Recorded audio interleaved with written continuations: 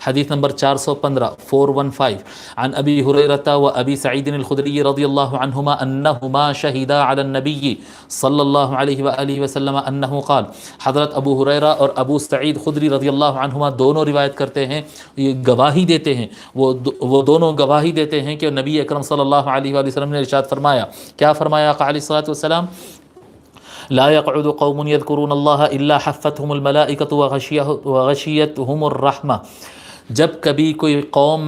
ذکر کرنے کے لیے، اللہ تعالیٰ کے ذکر کے خاطر جب کبھی کوئی قوم بیٹھتی ہے، کوئی ایک قوم ایک جگہ جمع ہوتی ہے، سٹنگ کرتی ہے، یعنی محفل ذکر منعقد کرتی ہے،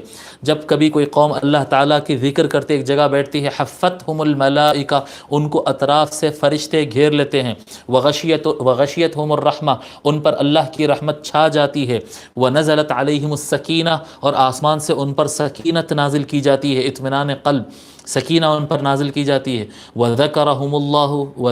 اللَّهُ فِي مَنْ عِنْدَهُ، اور یہ لوگ زمین پر بیٹھ کر اللہ کو یاد کرتے رہتے، اور اللہ تبارک و تعالی اپنے پاس جو ملأ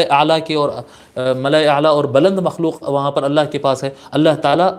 یہ ذکر کرنے والوں کو اپنے لوگوں میں ذکر فرماتا ہے، یعنی ملائکہ مقربہ ہے اور ارواح انبیاء ہے، ان کے درمیان اللہ تبارک و تعالی ان کو ذکر کرتا ہے۔ ملأ الاعلیٰ کہتے ہیں،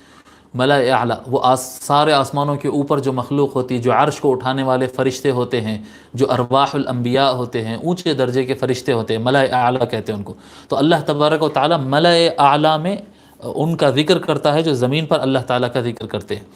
رواہ مسلم والترمذی،